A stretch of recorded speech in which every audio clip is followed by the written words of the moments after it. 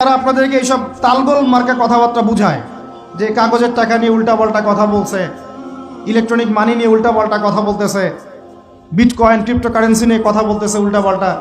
ভাই এগুলো আমরা জেনে বুঝে কথা বলতেছি, জেনে বুঝে পড়াশোনা করে এগুলোর উপর আমরা থিসিস করেছি ইউনিভার্সিটিতে, এগুলোর উপরেই এমনি এমনি কথা বলতেছি না যে পেপার মানি আপনার পকেটে, আমার পকেটে যেটা আছে আপনার পকেটেও সেটাই আছে, এর ভিতরেও সুদ আছে।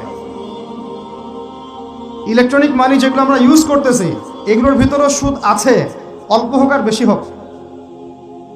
এর সামনে আসবে বিটকয়েন, ওইটার মধ্যে সুদের ভিতর উপর সুদ, তার উপর আসতেছে একটা সিস্টেম যেটা অলরেডি কয়েকটা কান্ট্রিতে অ্যাপ্লাই হয়ে গেছে, চায়নায়, উত্তর কোরিয়া, দক্ষিণ কোরিয়া ইত্যাদি কান্ট্রিতে। এটা হলো ক্যাশলেস সোসাইটি, মানে কোনো ক্যাশই থাকবে না সোসাইটির মধ্যে, ডিজিট থাকবে, খালি ডিজিট। মানে আপনি বলতে পারবেন না যে আমার 1 লক্ষ টাকা আছে, যদি বলি 1 লক্ষ টাকা আছে, টাকাটা আমার হাতে দেন দেখি, আপনি হাতে দিতে পারবেন না, দেওয়ার মতো কিছু নাই। ওইটা আপনার ডিজিটে থাকবে, নাম্বারে, ফিগারে, 1 লাখ এটা ফিগার।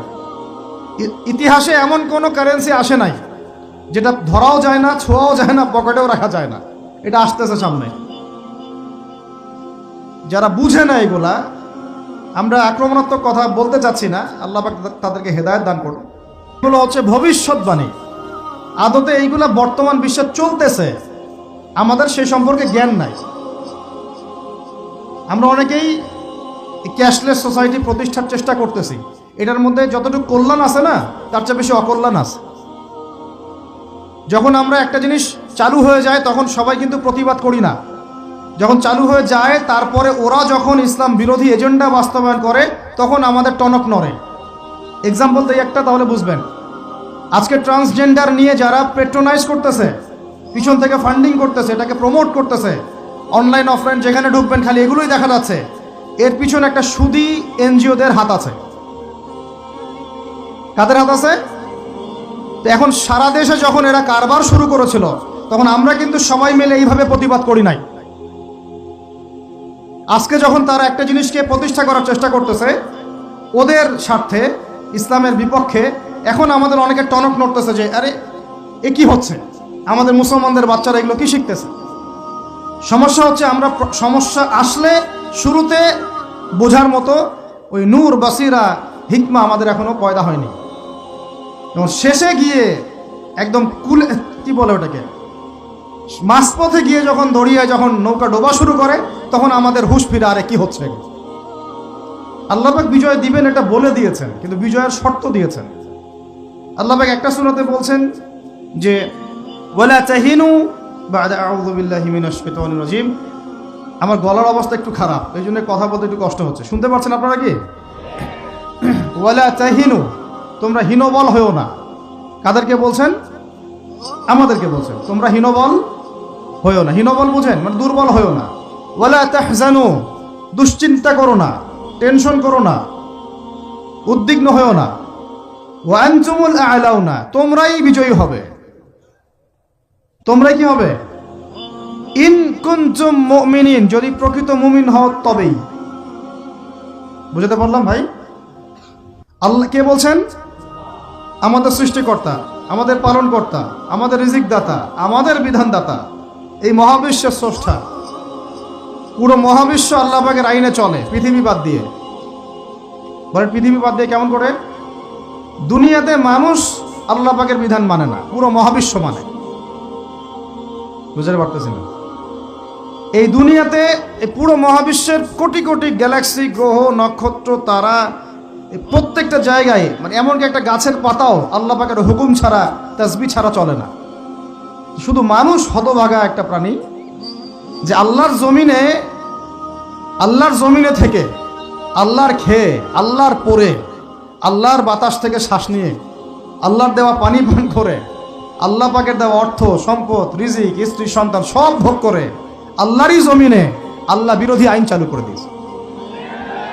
এই মানুষই একটা হতভাগা প্রাণী। মন খারাপ করেন না, আমার কথা রাগ করেন না, এগুলো বাস্তব। আর আমার দিকে তেড়ে এসে কোনো লাভ নাই, কারণ এটা হচ্ছে অকাট্য সত্য কথা যে আমরা আল্লাহ পাকের জমিনে আল্লাহর খেলাফতের দায়িত্ব পালন করছি না। আমরা আল্লাহ পাকের জমিনে আল্লাহর নিয়ামতগুলো ভোগ করে আল্লাহ বিরোধী অপশক্তির স্বার্থ রক্ষা করছি।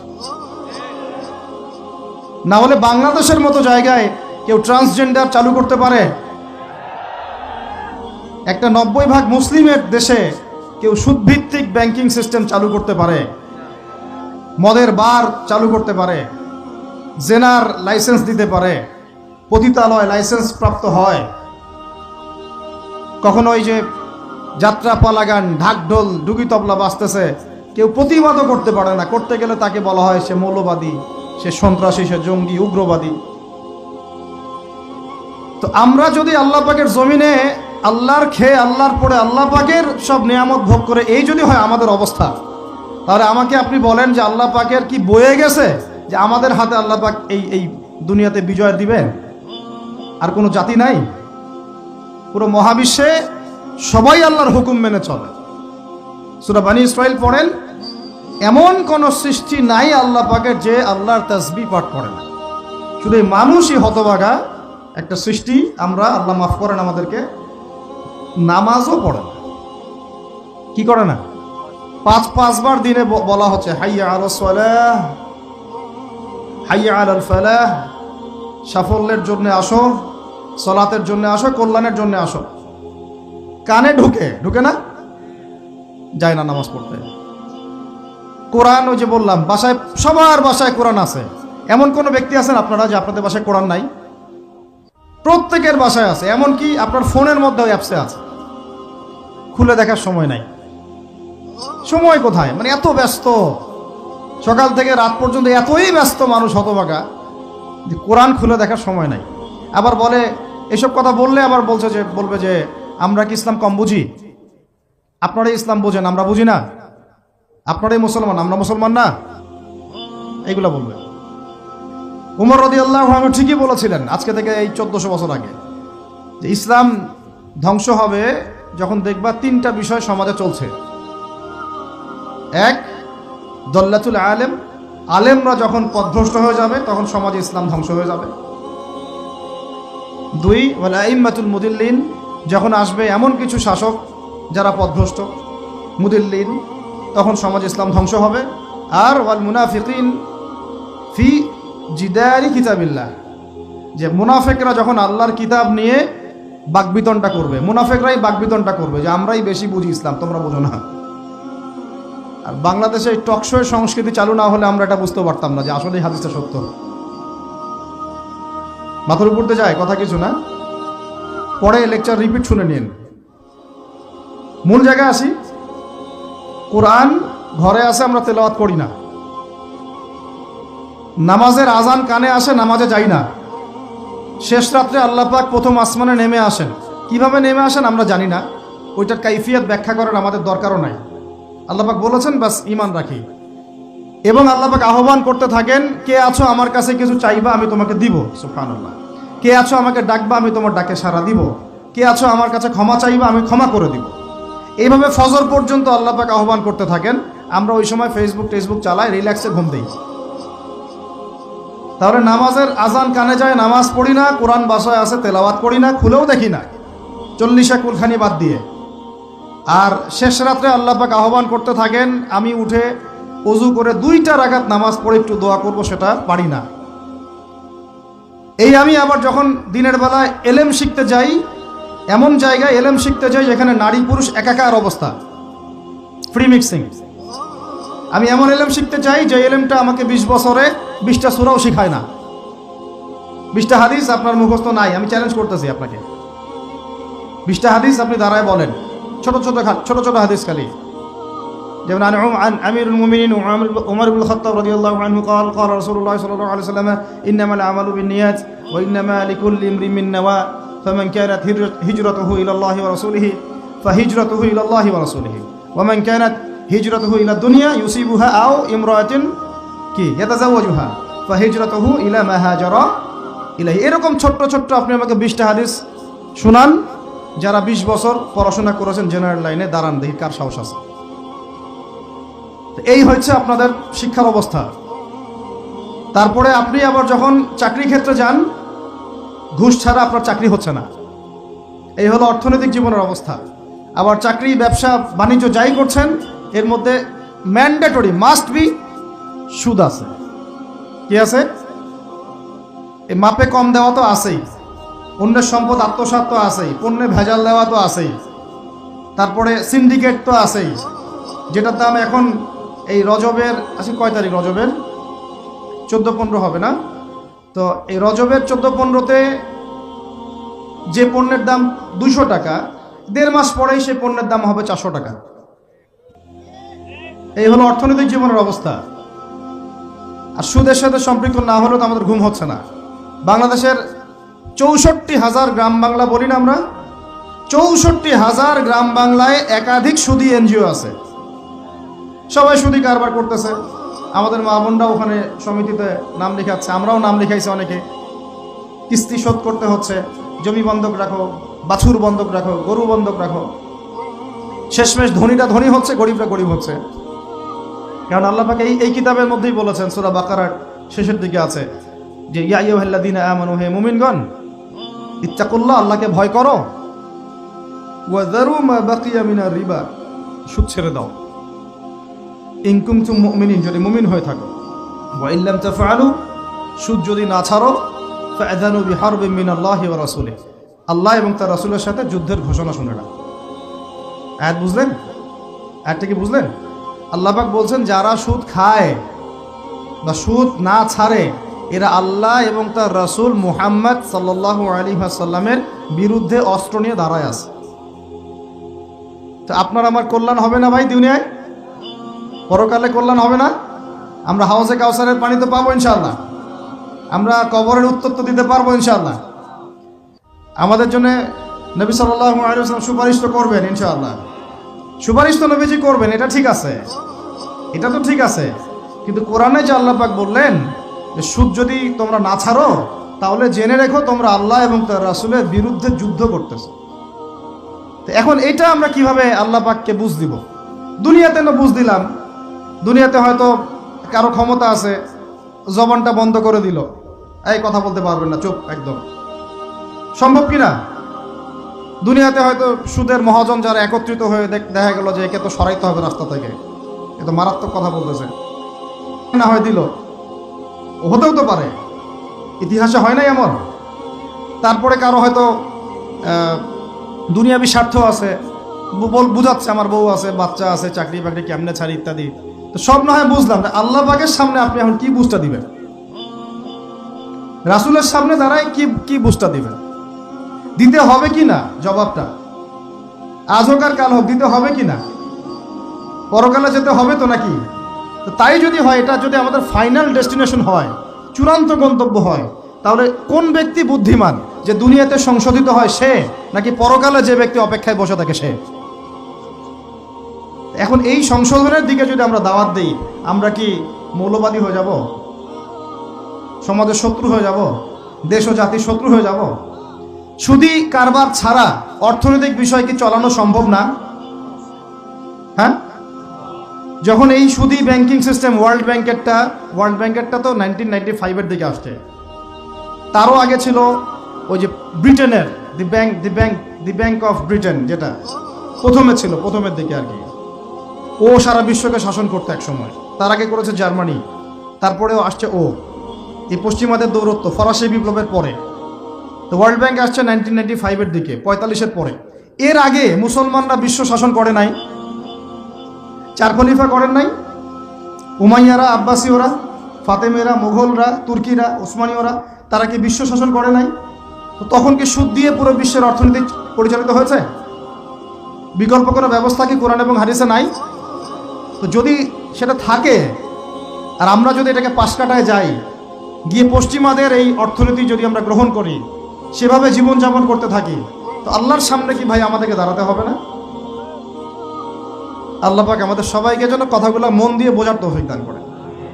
এখন যদি পুরো সিস্টেমটা আমরা চেঞ্জ করতে না পারি, ওই ক্ষমতা আমাদের নাই মনে করেন, ব্যক্তি জীবন থেকে সুদ দূর করা যাবে না? আমাকে কি রাষ্ট্র প্রশাসন একদম সুদ না খাইলে অ্যারেস্ট করে নিয়ে যাবে?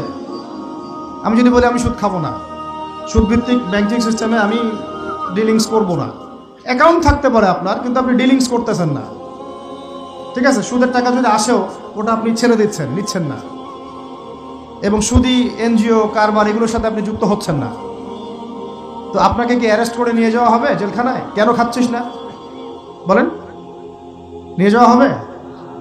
এখনো ওই রকম দুঃসাহস দেখানোর মতো লোক বাংলাদেশে আসে নাই যে আপনি সুদ না খাইলে আপনাকে জোর করে ধরে নিয়ে যাবে। আছে এরকম কেউ? কখনো করবে না তারা এই কাজটা ইনশাআল্লাহ। আর যদি করে তাহলে তো আল্লাহর গজব নেমে আসবে। তো এখন তাহলে সুদ খাচ্ছে কে? আপনি আমি নিজেই। কে খাচ্ছে তাহলে? আমরা নিজেরাই খাচ্ছি। হয় আমি খাচ্ছি, না হলে আপনি খাচ্ছেন, না হলে আপনার স্ত্রী খাচ্ছে, না হলে আপনার বাবা খাচ্ছে। অতএব সুদের মধ্য দিয়ে আমরা আল্লাহ এবং তার রাসূলের সাথে সরাসরি যুদ্ধ করতেছি। বদরের যুদ্ধে কি আবু জাহেলরা পরাজিত হয় নাই? উহুদের যুদ্ধে, খন্দকের যুদ্ধে, মুতা, ইয়ারমুকে, এই শতাব্দীর পর শতাব্দী আল্লাহ এবং তার রাসূলের বিরুদ্ধে যারা দাঁড়াইছে তারা কি কখনো টিকতে পারছে? আজকে পশ্চিমারা সারা বিশ্বকে এভাবে সুদখোর বানিয়ে দিয়েছে, আর প্রত্যেকটা মুসলিম কান্ট্রি এর খপ্পরে পড়ে গেছে, বের হতে পারতেছে না।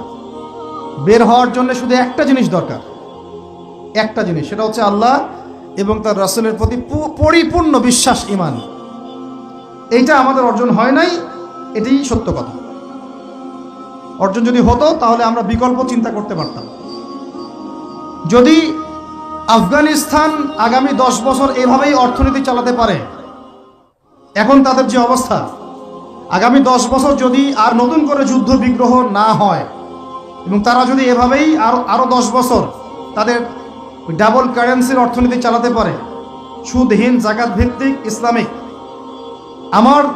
আমাদের বিশ্বাস আগামী 10 বছরে দেখবেন তারা মার্কিন ডলারের উপরে আধিপত্য বিস্তার করেছে ইনশাআল্লাহ।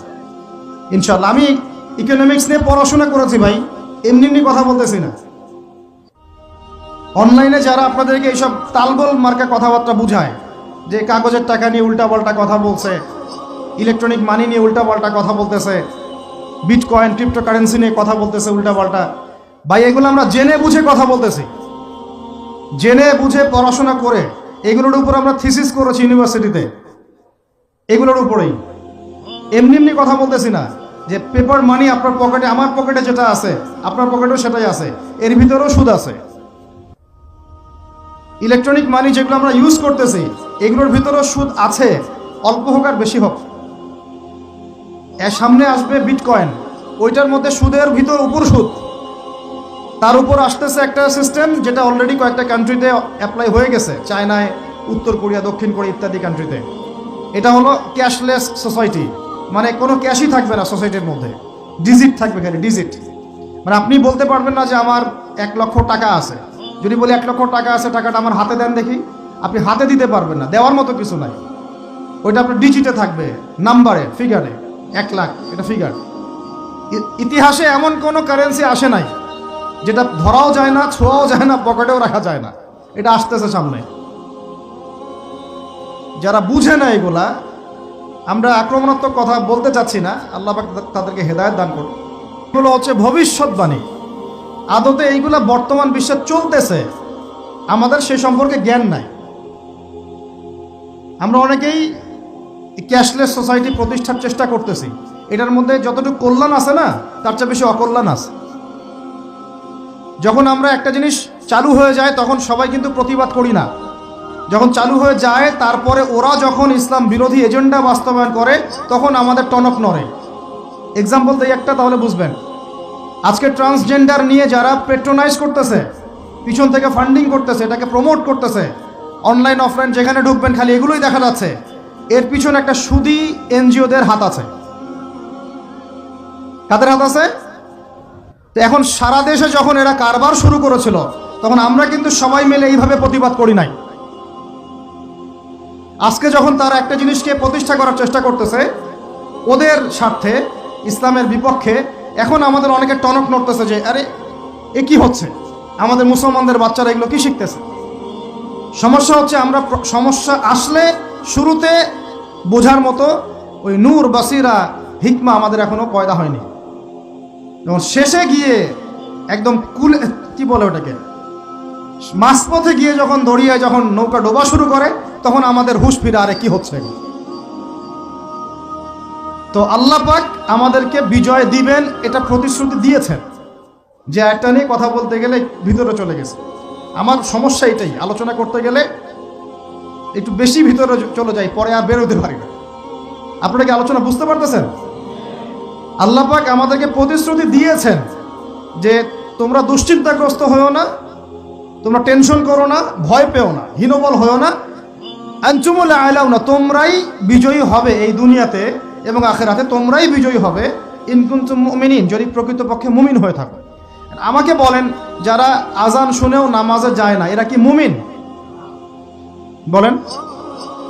আপনি মনে করছেন আমি জুমার নামাজ তো পড়ি, ঈদের নামাজ তো পড়ি। এমনও হতভাগা মানুষ আছে পৃথিবীতে যাদের নামাজ প্রথমবার তারা নামাজ পড়ে জানাজার নামাজ। আছে না ভাই? আল্লাহ পাক আমাদের সবাইকে 5 ওয়াক্ত নামাজি হওয়ার তৌফিক দান করেন, এবং কাজা নামাজ অনেকের আছে, আল্লাহ পাক সেগুলো আদায় করার তৌফিক দান করেন। আপনারা যখন হজ উমরা সফরে যাবেন, বেশি বেশি সেখানে নামাজ পড়বেন, কারণ ওখানে 1 রাকাত নামাজ হারাম শরীফে পড়লে 1 লক্ষ রাকাতের নেকি হয়, আর মদিনা মুনাওয়ারায় পড়লে, মানে হারামে পড়লে 1000 নেকি হয়। আর এই দুইটা আমরা খুব ভালো জানি, মিম্বরে আলোচনা হয় খুব, মাশাআল্লাহ, তাই না? তো নসিহত হচ্ছে ওখানে গিয়ে আমরা বেশি বেশি নামাজ পড়বো, নফল নামাজ, ঠিক আছে? কাজা নামাজগুলো হিসেব করে আদায় করার চেষ্টা করবো ইনশাআল্লাহ। তবে হাদিসে আরেকটা জায়গা আছে, ওইটা আমরা ভুলে গেছি। আরও একটা মসজিদ আমাদের আছে ভাই, যেখানে 2 রাকাত নামাজ পড়লে জীবনের সব গুনাহ মাফ হয়ে যায়। ওইটা আমাদের পাঠ্যপুস্তকে নাই, আমাদের চেতনায় নাই, আলোচনায় নাই, মিম্বরে নাই, খুতবায় নাই। সেই মসজিদ কোথায়? ওই মসজিদ কি আমাদের না ইহুদিদের? কি মনে হয় আপনাদের? ওই আল-আকসা কি আমাদের না ওদের? ওইখানে 2 রাকাত নামাজ পড়লে, সফর করে 2 রাকাত নামাজ পড়লে জীবনের সব গুনাহ মাফ হয়ে যাবে। ওইখানে আমরা এখন ঢুকতে পারি না। কারো কোনো ফিকির আছে? ইয়াংদেরকে বলতেছি ভাই, লেকচারগুলো আমাদের বেশিরভাগই ইয়াংদের জন্য। যে এই যে সেলফি, এই শোডাউন, একজন বক্তাকে আপনি দেখতে চান, ইসলামী সেলিব্রিটিজম, এগুলো যে চালু করেছি আমরা, এইগুলো দিয়ে দিন আল্লাহর জমিনে কায়েম হবে না। এগুলো ভালোবাসা মহব্বতের নিদর্শন না। সত্যি সত্যি যদি আমাদেরকে আপনারা মহব্বত করে থাকেন, এমনভাবে নিজেকে গড়েন যাতে বাইতুল মুকাদ্দাস জয় করতে পারেন। ওই দিন বুঝবো যে আপনারা আমাদেরকে মহব্বত করেন, আমাদের কথা শুনেন, মানেন, বুঝেন। এমন একটা জামা আমাদেরকে করতে হবে যার একজন নেতা থাকবে, একটা নেতা, একদম সামি'না ওয়া আতা'না, শুনলাম মানলাম, এমন নেতা। এত ইখতিলাফ, এত বিভক্তি চলবে না। মানে বিভক্তি, ইখতিলাফ থাকতে পারে মাসলা মাসাইলের ব্যাপারে, ফিকহি ব্যাপারে, কিন্তু এই এত দলীয় বিভক্তি থাকা যাবে না। এক টেবিলে আলেমদেরকে বসতেই হবে। আলেমরা যদি এক টেবিলে না বসে ঐক্যের দৃষ্টান্ত স্থাপন না করতে পারে, জনগণ ঐক্যবদ্ধ হতে পারবে না। বাংলাদেশের সবচেয়ে বেশি দরকার এখন ওলামায়ে কেরামের ঐক্য। আমরা যারা ছোটরা আছি, আমাদের মূল কাজ এখন এইটাই, আমরা এটাই ফিকির করি কিভাবে আলেমদেরকে একটা জায়গায় বসানো যায়। আলেমরা যদি ঐক্যবদ্ধ হতে পারেন, জনগণ একদিকে ফোকাস করে চলতে পারবে ইনশাআল্লাহ। এবং তাদের মধ্যে যদি একজন আমির নিযুক্ত করা হয় এবং তার কথা যদি আমরা সুরাভিত্তিক মেনে চলি, ইনশাআল্লাহ বাংলাদেশ কেন, পুরা বিশ্বে দিন কায়েম করা সম্ভব। আমরা এই দিক থেকে আমরা মোটামুটি 20-30 বছর পিছায় আছি এখন, বুঝতে পারছেন না আমার কথা? এই দিক থেকে দেখেন, আল্লাহ নবী সাল্লাল্লাহু আলাইহি ওয়াসাল্লাম মক্কাতেও সাহাবীদের মধ্যে কখনো বিভক্তি হতে দেন নাই। একজন নেতা, তার আন্ডারে সব সাহাবীরা বায়াত করে আছেন হাতে হাত রেখে, ব্যাস যা বলবেন তাই। ডানে যাইতে বলে ডাইনে, বামে যাইতে বলে বামে। মার খাচ্ছেন, যদি নবীজি বলেন হিজরত করে চলে যাও, হিজরত করে চলে গেল আবিসিনিয়া, তাই না? আর যদি নবীজি বলেন সবর করো, সাবরান আলা ইয়াসির ফাইন্না মাউইদাকুমুল জান্নাহ, সবর করো, তোমাদের জন্য জান্নাত। সবর করতেছেন, মার খাচ্ছেন, তাও কোনো কথা বলতেছেন। এইরকম সামি'না ওয়া আতা'নার জেনারেশন না থাকলে দিন কায়েম হয় না, যেটা আমাদের বিগত 50 বছর আমরা করতে পারি নাই। এটাই সত্য কথা। এটা করার জন্য সবার আগে আমাদের মনের হিংসা দূর করতে হবে। কি দূর করতে হবে? মনের হিংসা দূর করতে হবে, মনের অহংকার দূর করতে হবে, নিজেকে ছোট মনে করা শিখতে হবে। আমি ছোট মানুষ, বড়রা যে দায়িত্ব দিবেন সেটা পালন করব। আলেম ওলামার সহবতে থাকবো, তাদের পরামর্শ চলবো, আমাকে যেভাবে গাইড করেন সেভাবে চলবো, যখন যে দায়িত্ব আসবে সেটা পালন করব। চিন্তা এরকম না থাকলে আপনি চলতে পারবেন না, বিদ্রোহী হয়ে যাবেন তখন। বেয়াদবি, এই যে প্রথম একটা কথা বলছি, বেয়াদবি। আমরা অনেকেই বড় বড় বরেণ্য আলেমদের সাথে বেয়াদবি করছি, তাদের মানিজ্যত হানি করছি। অনলাইনে লাইভে চলে আসলাম, একটা কথা বলে দিলাম, পোস্ট দিয়ে দিলাম, ভাবছি আমি ইসলামের বড় উপকার করে ফেললাম। আদতে আমি বিশৃঙ্খল একটা অবস্থা ছিল, আরো বিশৃঙ্খলতা বাড়ালাম। আমি কাছাকাছি তো আনতেই পারলাম না। কিছু মানুষের কাজ দেখলে মনে হচ্ছে যে তাদের একটাই কাজ। কি একটাই কাজ? অনলাইনে একটা একটা করে আলেম, একটা একটা করে বক্তা, একটা একটা করে দায়ীর নাম ধরে ধরে সমালোচনা করা। এটা করে আপনি দিনের কি উপকারটা করতেছেন? এই কাজগুলো করে আপনি দিনের কোন জায়গায় খেদমতটা করতেছেন বলেন? এতে করে মানুষের দিন সম্পর্কে, সেই আলেম সম্পর্কে, সেই বক্তা সম্পর্কে, সেই ওস্তাদ সম্পর্কে, সেই ইসলামী দল সম্পর্কে কি ভালো ধারণা সৃষ্টি হচ্ছে না খারাপ? আমরা যদি প্রশ্ন করি যে আপনি নিজের চেহারাটা একটু আয়নায় দেখেন না, আপনার ভিতরে কি কোনো দোষ নাই? আপনি কি এই উম্মার নেতৃত্ব দেওয়ার যোগ্যতা অর্জন করেছেন? কতগুলো কিতাব পড়েছেন? কি ডিগ্রি অর্জন করেছেন? কতটুকু সার্টিফিকেট অর্জন করেছেন? কতটুকু তাসকিয়া অর্জন করেছেন? কতটুকু আপনি নূর অর্জন করতে পারলেন? কতটুকু বাসিরা আছে আপনার? কয়টা মসজিদ করেছেন? কয়টা মাদ্রাসা করেছেন? কয়টা ইসলামিক সংগঠন করলেন? কয়টা কিতাব লিখলেন? কয়টা লেকচার দিলেন? আপনি নিজে কি করলেন দিনের জন্য? এই চিন্তাটা করা দরকার নাই যে আমি নিজে কি করলাম দিনের জন্য? ও কি করলো, ওর কি খেদমত, ওর কি দোষ, ওর কি ত্রুটি, এইগুলোর চর্চা আমরা ব্যস্ত হয়ে আছি এখন। এই একটা কারণে আমাদের ওলামায়ে কেরামদের মধ্যে ঐক্য হচ্ছে না, দুর্ভাগ্যজনকভাবে। কারণ আমরা একটা শ্রেণী আলেমদের ইজ্জত ধোয়ার পিছনে লেগে গেছি। আর একজন আলেম না একটা ভুল করছে, ভাই আলেম মানুষ তো, কেন বেয়াদবি করতে হবে আপনাকে? কেন আপনাকে একটা সেশন করতে হবে? কেন একটা এটা করতে হবে, সেইটা করতে হবে?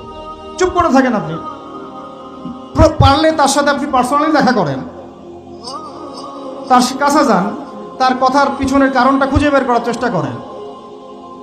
ইসলামের খেদমত এগুলো হচ্ছে না, ওইদিকে যেতে চাচ্ছি না। একটা রিকোয়েস্ট করবো আপনাদেরকে যে আমরা সবাই একটা দায়িত্ব কাঁধে নেই, যে এই উম্মতকে বিজয়ী করার জন্য আমারও কিছু দায়িত্ব আছে। আপনার দায়িত্ব নেই ভাই? এখন আপনি আয়নার সামনে আজকে রাত্রে দাঁড়ায় অনেস্টলি সততার সাথে দাঁড়াবেন, দাঁড়ায় আপনার চেহারা আয়নায় দেখবেন, দেখে চিন্তা করবেন যে আসলে আমি আজ পর্যন্ত এই উম্মাকে কি দিয়েছি। বলেন তো কি বললাম ভাই? আয়নার সামনে দাঁড়ায় কি বলবেন? আমি আদনান, আমি আব্দুর রহমান, আমি আব্দুর রহিম, আমি অমুক, আমি তমুক, আমি ইসলামকে, উম্মাকে, আল্লাহকে, রাসূলকে কি দিয়েছি এই পর্যন্ত। যদি আপনার মনের মধ্যে সততা থাকে, জবাব ওই আয়নার তসবির আপনাকে দিয়ে দিবে। একটা উর্দু শের আছে যে চেহারে তো আকসর ধোকা দেতি হ্যায়, সচ তো আইনা বলতি হ্যায়। মানে চেহারা তো বেশিরভাগ সময় ধোকা দেয় মানুষকে, সত্য কথা বলে আয়নার প্রতিবিম্ব। তো আল্লাহর ওয়াস্তে নিজের আত্মসমালোচনা করি, আমরা উম্মাকে কি দিলাম এটার ফিকির করি। এখন যদি উত্তর আসে যে আমি অনেক দিয়েছি উম্মাকে, আমি একদম কামেল হয়ে গেছি, তাহলে বুঝবেন আপনার মধ্যে ইবলিসের চরিত্র আসছে। ইবলিসই বলতে পারে যে আমি সবার চেয়ে শ্রেষ্ঠ। ওই যে বলে নাই, আনা খায়রুম মিনহু, আমি আদমের চেয়ে শ্রেষ্ঠ। খলাকতানি মিন নার, আমাকে আগুন দিয়ে সৃষ্টি করেছেন। খলাকতাহু মিন তিন, তাকে মাটি দিয়ে সৃষ্টি করেছেন। এই কেবার যদি চলে আসে বুঝবেন আপনি ধ্বংস হয়ে গেছেন। ফেরাউন বলেছিল আনা রব্বুকুমুল আ'লা, আমি তোমাদের মহান রব। নাউযুবিল্লাহ। আর একজন আল্লাহর বান্দা খালি বলবে আল্লাহুম্মা ইজআলনি ফি আইনি সগীরা ওয়াজআলনি ফি আ'য়ুনিন নাসি কাবীরা। আল্লাহ তুমি আমাকে নিজের চোখে ছোট বানায় দাও আর অন্য মানুষের চোখে আমাকে বড় বানায় দাও। আমিন। তো আত্মসমালোচনা করতে হবে কিনা ভাই? এখন যদি আমার উত্তর আসে যে না আমি তো আসলে ভাই কিছু করতে পারি নাই, এই টুকটাক কিছু লেকচার দিয়েছি এতটুকুই, এখনো আমি উম্মাকে ঐক্যবদ্ধ করতে পারি নাই, উলামায়ে কেরামকে এক জায়গায় আনতে পারি নাই, আমি এখনো কোনো ইসলামিক বড় কোনো অ্যাসোসিয়েশন ফর্ম করতে পারলাম না, এখন পর্যন্ত আমি 100টা কিতাব লিখতে পারি নাই, এখনো আমি ইফতা দেওয়ার মতো বা মুফতি হওয়ার মতো যোগ্যতা অর্জন করিনি, এখনো আমার কোরআনের কত জ্ঞান শেখা বাকি, কত আলেমের সোহবতের থেকে নূর নেওয়া বাকি, এখনো কত দূর যাওয়া বাকি। এই চিন্তাগুলো যদি মনের মধ্যে আসে তখন দেখবেন রাতে আপনার ঘুম হারাম হয়ে গেছে। তখন আপনার প্রচেষ্টা চলবে ইনশাল্লাহ কিভাবে এগুলো আপনি অর্জন করতে পারবেন। ওই গুটি কয়েক মানুষকে দিয়ে দিন কায়েম হবে ইনশাআল্লাহ। আমার কথায় রাগ করলেন নাকি? একটু মন খারাপ করলে আল্লাহ পাক ওই ওসিলায় যদি আপনাকে আবার দিনের দিকে নিয়ে আসেন, আমার লেকচার ওয়াজ করা সার্থক। একটু আঘাত পাইলে আমি খুশি হব। সরকার, প্রশাসন, আম জনগণ, আমাদের মা বোন, আপনারা, আমাদের পরের প্রজন্ম, কেউই আমাদের শত্রু না। আমাদের শত্রু বরং আমার বা আমাদের চেয়ে ভালো কোনো বন্ধুই নেই আপনাদের। আমার বা আমাদের চেয়ে ভালো কোনো বন্ধু নাই আপনাদের। যারা আছে এদের ব্যাপারে একটা স্টেটমেন্ট বলে দিই আমি, যে তুঝ জैसा दोस्त हो তো দুশ্মন কি কোই জরুরত নেই। ওইরকম বন্ধু যদি থাকে তাহলে দুশ্মনের কোনো দরকার হবে না। এই বিশ্বে যারা পশ্চিমাদেরকে বন্ধু বানাইছে ওদের কোনো দুশ্মনের দরকার নাই। একদম খোলামেলা বলে, ইসরায়েলের সাথে যারা আতাত করেছে ওদের দুশ্মনের দরকার নাই। পশ্চিমা আমেরিকাদের সাথে যারা বন্ধুত্ব করে চলছে এদের দুশ্মনের কোনো দরকার নাই। দেখে নিয়েন, এদের চরিত্র হচ্ছে এরা একটা মুখ নিয়ে আপনার সামনে আসবে, ওদের একটা স্বার্থ পিছনে থাকবে, ওই স্বার্থ উদ্ধার করার জন্য বন্ধুর বেশে আপনার সামনে আসবে। এরপর স্বার্থ উদ্ধার করা শেষ, আপনার গর্দান নামাই দিবে। তারপরে বিশ্বাস করতেছেন না? আমরা ওদেরকে চিনি, কারণ আমরা আল্লাহর কিতাব পড়ি রে ভাই। আল্লাহ পাক এই কিতাবের সূরা মাইদার 51 নম্বর আয়াতে বলেছেন, ইয়া আইয়ুহাল্লাযীনা আমানু, হে মুমিনগণ, লা তাত্তাখিযুল ইয়াহুদা ওয়ান নাসারা আউলিয়া, তোমরা এই ইহুদিদেরকে আর নাসারা খ্রিস্টানদেরকে বন্ধুরূপে গ্রহণ করো না। কে বলেছেন ভাই? আমার কিছু বলার আছে এখানে?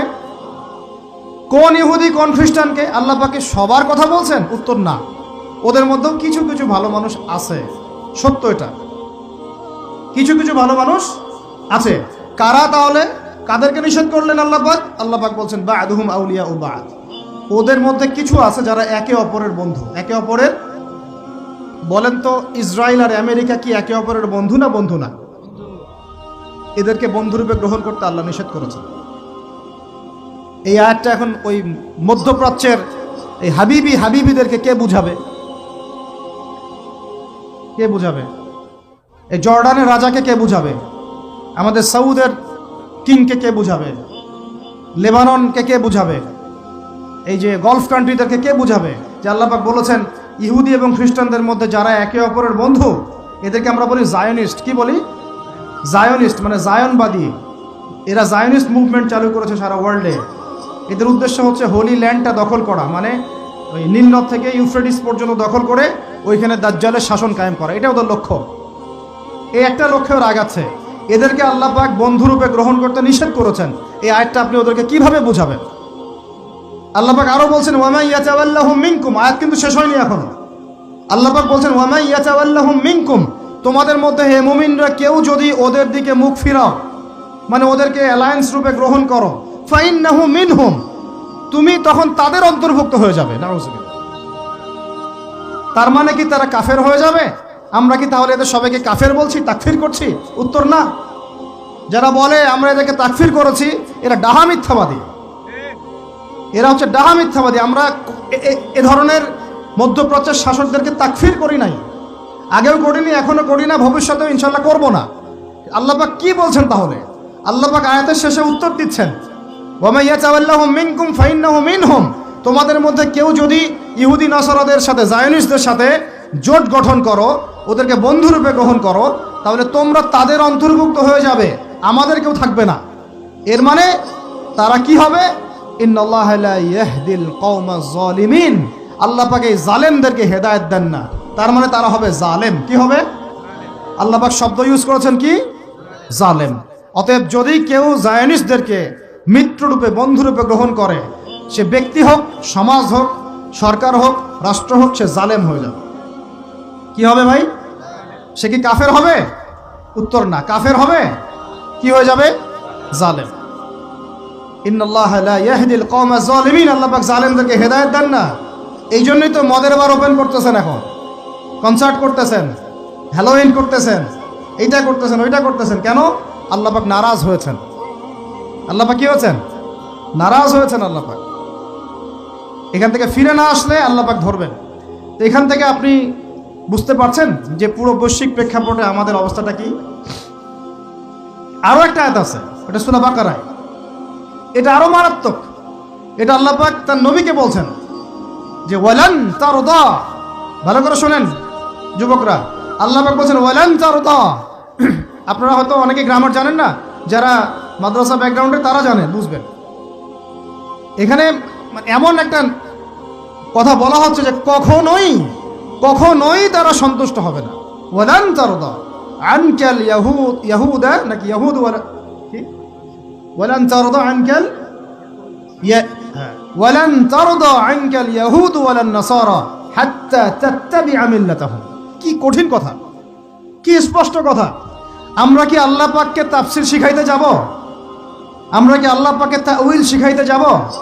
আমরা কি আল্লাহকে ব্যাখ্যা শিখাইতে যাব? আল্লাহর কালামের স্পষ্ট কথার কোনো ব্যাখ্যার দরকার নাই। এটা তো আয়াতুল মুহকামাত, এটা তো মুতাশাবিহাত আয়াত নয়। আল্লাহ পাক বলছেন ওয়ালান তারদা, কোশ্চিন কালেও সন্তুষ্ট হবে না, আনকা, হে নবী, তোমার উপরে। কারা সন্তুষ্ট হবে না? আল ইয়াহুদ ওয়ালান নাসারা, ইহুদি এবং নাসারা। এরা কোশ্চিন কালেও তোমার উপরে হে নবী সন্তুষ্ট হবে না, হাত্তা তাত্তাবিআ মিল্লাতাহুম, যতক্ষণ না তুমি ওদের মিল্লাত, ওদের ধর্ম গ্রহণ করছো। আর কিছু বলতে হবে ভাই? হ্যাঁ, আপনি যদি এখন ওদের সব, ওদের শিক্ষা, ওদের সংস্কৃতি, ওদের রাজনীতি, ওদের বিশ্ব রাজনীতি, ওদের কূটনীতি, ওদের মানে যা যা আছে, ওদের যা কিছু আছে, দর্শন, এগুলোর সামনে আত্মসমর্পণ করেন, বলেন হ্যাঁ এগুলো খুব ভালো, আমরা এগুলো মেনে নিচ্ছি, হ্যাঁ তোমরা আমার দোস্ত বন্ধু, ওরা আপনার কোনো ক্ষতি করবে না, কোনো ক্ষতি করবে না।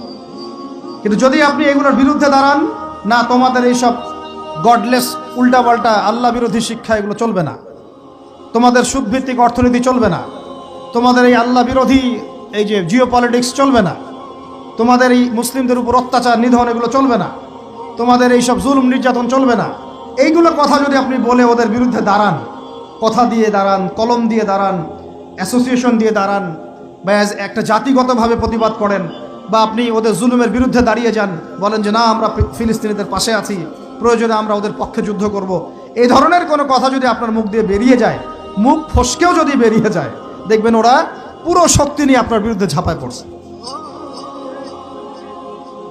বুঝতে পারেন নাই মনে? আর কেমনে বললে বুঝবেন আমার জানা নাই, এর চেয়ে আর খোলামেলা কোনো কথা বলা সম্ভব। এই হলো কোরআনের কথা। আরো আছে, আরো বলি একটা, নিতে পারবেন তো? এই একটা নিতে পারবেন তো? আল্লাহ নেওয়ার তৌফিক দান করেন। কোরআনের কিছু আয়াত আছে সবাই নিতে পারে না। কোন কোন আয়াত আছে শুনলে মানুষ মনে করে যে কোরআন তো আমার জন্যই নাজিল হয়েছে, আর কোন কোন আয়াত আছে শুনলে মানুষ মনে করে এই আয়াতটা নাজিল করার কি দরকার ছিল। নাউযুবিল্লাহ। এখন এই যুগ চলতেছে, সব মানতে রাজি, কিসের পর্দা, পর্দার কি দরকার? সব মানি কোরআনের, যাকাত ভিত্তিক, কিসের যাকাত, যাকাত দেওয়ার কি দরকার? সব মানি, চোরের আবার হাত কাটতে হবে কেন? মানবতা বিরোধী কাজ। সব মানি কোরআনের, ব্যভিচার করলে রজম কেন করতে হবে? এটা তো বর্বর মধ্যযুগীয় আইন। কথা বুঝতে পারে না? কোরআনের সবাই নিতে পারে পারে না। কোরআনে 400 থেকে 450 জায়গায় আছে যে আল্লাহ রাব্বুল আলামিনের দিন প্রতিষ্ঠার জন্য তোমরা দাওয়াতের পাশাপাশি জিহাদ করো। কি করো? ওই শব্দ নিতেই পারে না মানুষ, শুনলেই যারা ইসলামের বিরুদ্ধে আছে, সরাসরি বিরুদ্ধে আছে, ওরা তো এমনি নিতে পারেই না, এটা আলাদা বিষয়। যারা দাড়ি টুপিওয়ালা কালিমা পড়া কিছু মুসলমান আছে, মুনাফেক নামধারী মুসলমান, এরাও নিতে পারে না। দেখেন নাই কি অবস্থাটা হইল অক্টোবর মাসে, এই যে প্যালেস্টাইন ইস্যু নিয়ে এই প্রকাশ্য একটা জিহাদ চলতেছে ইহুদিদের সাথে, একদম স্পষ্ট, সবাই চিনতেছে কারা হকপন্থী কারা বাতিলপন্থী। একটা মানুষ যে নামাজ পড়ে না সেও চিনতে পারতেছে যে হ্যাঁ এরা জালেম, এরা মাজলুম, তাই না? প্রশাসনের সবাই, প্রশাসনের 98% ভাই এটাই বিশ্বাস করে যে ইসরায়েল জালেম, এই ফিলিস্তিনের ভাইরা মাজলুম। অনেক অনেক ভাইয়ের সাথে আমাদের দেখা হয়, কথা হয়, চা খাই। আল্লাহ পাক তো একটা জায়গা দিয়েছেন আলহামদুলিল্লাহ মহব্বতের। তারা বলে যে হুজুর, যদি সত্যি আমাদের সুযোগ থাকতো বা আমাদেরকে যদি আল্লাহ পাক সুযোগ দিতেন, ওই রকম কোনো নেতা আমাদের থাকতো, আমরা সবার আগে গিয়ে ওখানে যুদ্ধ করতাম। তা আমাদের দেশের প্রশাসনের লোকজন বলছে, কথা বুঝতে পারতেছেন? কিন্তু মুসলমান নামধারী, আলেম নামধারী কিছু দাড়ি টুপিওয়ালা বুঝতে পারলো না যে ওই ভাইরা মাজলুম আর এরা জালেম। এরকম চলমান তাজা একটা জাজল্যমান ইস্যুতেও ঘুরিয়ে ফিরিয়ে ইনিয়ে বিনিয়ে ইসরায়েলের পক্ষ নেওয়া শুরু করলো। এটা নিয়ে বলতে বলতে আমি ক্লান্ত হয়ে গেছি, আর আমি এগুলো বলতেও চাই না, আমার লজ্জা লাগে। এদের বিরুদ্ধে দু একটা কথা বলতে আমার এনার্জি লস হয় এবং লজ্জাও লাগে। নির্লজ্জ শ্রেণী, নির্লজ্জ। দেখেন সিরাজউদ্দৌলার নাম শুনেছেন? বেচারা পরাজিত হয়েছে। বেচারা কি হয়েছে? কিন্তু লড়াই করে পরাজিত হয়েছে। মীর জাফরের নাম শুনেছেন? ও বেটা ব্রিটেনের হাত ধরে জয়লাভ করেছে, জয়লাভ করে মসনদেও বসেছে, কিন্তু কিয়ামত পর্যন্ত মানুষ গাদ্দারদেরকে মীর জাফর নামে ডাকে। কথা বুঝতে পারেন নাই? তো সবসময় দুনিয়ার সাফল্য, দুনিয়ার বিজয়, দুনিয়ার আধিপত্য সবকিছু না। জনগণ সব বুঝে এখন। বাংলাদেশের ইয়াং জেনারেশন স্পেশালি তারা অনেক পড়াশোনা করে, এখন বুঝে, আলেমদের সাথে থাকে। হক বাতিল এভাবে আপনি আলাদা করতে পারবেন না। হককে বাতিল, বাতিলকে হক বানাইতে পারবেন না। ইনশাল্লাহ হক হকের জায়গায় স্পষ্ট থাকবে, বাতিল বাতিলের জায়গায় স্পষ্ট থাকবে। এই সময়গুলোতে মানুষ বলেছে যে যে ভাইরা শিশু হত্যার প্রতিবাদ করতেছে, বোনদের ইজ্জত নিধনের প্রতিবাদ করতেছে, বোম্বিংয়ের প্রতিবাদ করতেছে, এদের আকীদা ঠিক নাই, এদের মানহাজ ঠিক নাই, এরা সঠিক মুসলমান না। এরকম অবস্থায় মানুষ বলেছে আইয়ুবী রাহিমাহুল্লাহ যখন আক্রমণ করে বাইতুল মুকাদ্দাস জয় করেছিলেন, উনারও আকীদা মানহাজ ঠিক ছিল না। এরকম অবস্থায়ও মানুষ বলেছে বাংলাদেশের মাটিতে বসে দাড়ি টুপিওয়ালা পাগড়ি জুব্বা নিয়ে বলেছে যে হামাস এটা বিচ্ছিন্ন জনগোষ্ঠী এবং ওই নাকি অপরাধী, সক্ষমতা নাই, কেন সে যুদ্ধ করতে গেল। বলেছে যে হামাসকে সৃষ্টি করেছে নাকি ইসরায়েল। তো এই হলো অবস্থা। না এদের আকীদার কোনো সঠিক জ্ঞান আছে, না সত্যিকারের মানহাজের সঠিক জ্ঞান আছে, আর না ইতিহাসের কোনো সঠিক জ্ঞান আছে। হামাস সৃষ্টি হয়েছে 1994 সালের দিকে। কত সাল বলেন? 1989 থেকে 92 সালের মধ্যে একটা চুক্তি হয়েছিল। আমি তো বলি আমার সামনে বসান, আর বসতে চাইলে অনলাইনে বাহাসের কথা বলে, তো অনলাইনে না, যদি পান আপনারা ধরে নিয়ে আমাদের মাদ্রাসায় নিয়ে আসবে। ধরে কি করবেন? আমাদের মাদ্রাসার সামনে বসাই দিবেন। অনলাইনে কোনো বাহাস হয় না, অফলাইনে হবে, সামনাসামনি। কিতাব যত কিতাব আছে নিয়ে আসুক, সমস্যা নাই, কিন্তু অনলাইনে না। হবে কোথায়? অফলাইনের সামনাসামনি টেবিল থাকবে, দুই দিকে দুজন বসবে। প্রয়োজনে প্রশাসন থাকবে, প্রয়োজনে আমাদের আরো বড় বড় ওলামায়ে কেরামরা থাকবেন, তারা এখানে এটাকে জাজ করবেন। এই যে কথাটা বললো হামাসকে সৃষ্টি করেছে কি ইসরায়েল। আমি শুধু অর্থনীতি নিয়ে পড়ি নাই, আমরা 6টা সাবজেক্ট নিয়ে পড়ছিলাম ইউনিভার্সিটিতে। আমাদের ফ্যাকাল্টির মধ্যে 6টা সাবজেক্ট মেইন ছিল, মেজর। একটা হলো ফিলোসফি, একটা হলো ইংরেজি, একটা অর্থনীতি, একটা এই গ্লোবাল অ্যাফেয়ার্স মানে জিও পলিটিক্স, যেটাকে আমরা জিও পলিটিক্স বলি, আর একটা হচ্ছে হিস্ট্রি, আর একটা হচ্ছে পশ্চিমা দর্শন। যে পশ্চিমা দর্শনের এতগুলো কথা আমরা বলি, এমনি এমনি বলি না, আমরা জানি ওদের দর্শনের মধ্যে কোথায় কুফর আছে, কোথায় শিরক আছে। এখন ইতিহাস আপনাকে ছোট্ট করে বলতেছি। 1989 সালে একটা চুক্তি হয়েছে ফিলিস্তিনের সাথে। এই চুক্তিটার নাম 89 থেকে 92 এর মধ্যে, এই চুক্তিটার নাম হচ্ছে অসলো শান্তি চুক্তি। বলেন কি বললাম? এই চুক্তিটা সাধারণ ফিলিস্তিনি যারা তাদের ভূমি ফেরত চায়, যারা ইসরায়েলের পতন চায়, যারা এই জুলুমের বিরুদ্ধে দাঁড়িয়ে আছে, ওরা মেনে নেয় নাই। তো যারা মেনে নেয় নাই, পরবর্তীতে তারা এই হামাস নামক সংগঠনটা তৈরি করেছে। এটা সশস্ত্র অবস্থান। ওদের দুইটা অংশ আছে, একটা আল কাসাম ব্রিগেড, আর একটা হচ্ছে দাওয়ার জন্য। কিছু মানুষ দাওয়াতের মেহনতে থাকে, কিছু মানুষ সশস্ত্র যুদ্ধ করে। এটা উড়ে এসে জুড়ে বসে নাই। এরা বিগত প্রায় 75 বছর থেকে ধাক্কা সহ্য করতে করতে করতে করতে আজকে বাধ্য এই জায়গা আসছে। একটা কিতাব বাজারে আসবে ইনশাল্লাহ, আপনারা দোয়া করেন যেন কিতাবটাকে মানে সবচেয়ে সেরাভাবে যেন আল্লাহ পাক আনার তৌফিক দান করেন। এর নাম হচ্ছে হুরমাতুল আকসা। কি নাম? আল্লাহ পাক যেন তৌফিক দান করেন, আমিন। একদম বিগত 5000 বছরের ইতিহাস আপনাকে দিয়ে দিব ইনশাল্লাহ। কত বছর? 5000 বছর পুরাতন ঘটনা আল আকসা। কত বছর ভাই? 5000 বছর। ওইটা ইব্রাহিম আলাইহিস সালামের হিজরতের জায়গা। ওখান থেকে ইয়াকুব আলাইহিস সালামের ছেলেরা মিশরে আসছে।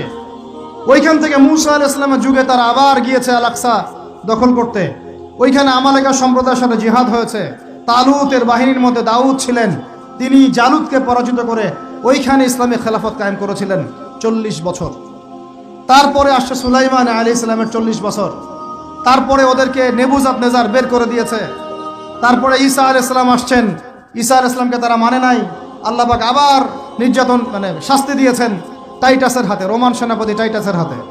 তারপরে এরা মদিনায় গিয়ে আক্রাগারে বনু কুরাইজা, বনু কাইনুকা, বনু নাজিরে, খাইবারে এদেরকে আল্লাহ নবী যুদ্ধ করে বের করে দেন। পরে এই 1250 বছর ইসলামী খেলাফতে ওরা জীবনেও বাইতুল মুকাদ্দাসে ঢুকতে পারে নাই। এই 1914 সালে এসে ঢুকছে। কত সালে? 5000 বছরের ইতিহাস তো ভাই আমি 5 মিনিটে বলতে পারবো না। সংক্ষিপ্ত করে বুঝালাম যে 1250 বছর তারা বাইতুল মুকাদ্দাসের আশপাশেও ঘেঁষতে পারে নাই। এই ব্রিটিশদের সহযোগিতা নিয়ে ঢুকেছে 1914 থেকে 18-র মধ্যে, প্রথম বিশ্বযুদ্ধ চলাকালীন, যখন ওসমানীয়রা ব্রিটিশদের বিরুদ্ধে ছিল। ওসমানীয়দেরকে পরাজিত করে ওরা এই জায়গাটা দখল করেছে। করার পরে ওই জায়গায় কিন্তু দেখেন জায়গা দখল করে ব্রিটেন ওখানে থাকে নাই, ওই ইহুদিদেরকে জায়গা দিয়ে দিয়েছে। রহস্যজনক না? এত লিবারেট করলো, করে নিজে থাকে নাই, ইহুদিদেরকে থাকতে দিল। এই যে বলেছি বা'দুহুম আউলিয়াউ বা'দ, এরা একে অপরের বন্ধু। এরা একে অপরের কি বন্ধু? যে বন্ধুত্ব দেখলেন, প্রথম বন্ধুত্ব, জায়গা দিয়ে দিল। তারপরে 1914 থেকে 45 সাল পর্যন্ত ব্রিটিশরা এদেরকে পেলে পুষে বড় করলো, অর্থ দিয়ে, সামরিক যান দিয়ে, মিলিটারি সহযোগিতা দিয়ে, ব্যাংকিং সিস্টেম দিয়ে, যা পারছে সব দিয়ে দিয়েছে, যা পারছে সব দিয়েছে। দেওয়ার পরে ওকে বড় করেছে। তারপরে দ্বিতীয় বিশ্বযুদ্ধ হলো, ওই সময় রুলিং স্টেট চেঞ্জ হয়ে গেল, ব্রিটেনের জায়গায় চলে আসলো আমেরিকা। এবার আমেরিকা এসে ব্রিটেন তাদেরকে যে সহযোগিতাটা করত তার চেয়ে 1000 গুণ বেশি সহযোগিতা করা শুরু করল। করতে করতে ওকে সাধারণ সামরিক অবস্থা থেকে নিউক্লিয়ার মিসাইল সম্পন্ন কান্ট্রিতে পরিণত করল। এখন ওর কাছে নিউক্লিয়ার অস্ত্র আছে। ও সারা বিশ্বে ভেটো দেয় ইরানের কাছে কয়টা অস্ত্র আছে, তাই না? ইরান পারমাণবিক কর্মকাণ্ড চালাচ্ছে নাকি, ওই দেশ করছে নাকি, সেই দেশ করছে নাকি। ও কিন্তু জীবনে বলে না যে তার কাছে কয়টা পারমাণবিক অস্ত্র আছে, বলে? কখনো বলছে?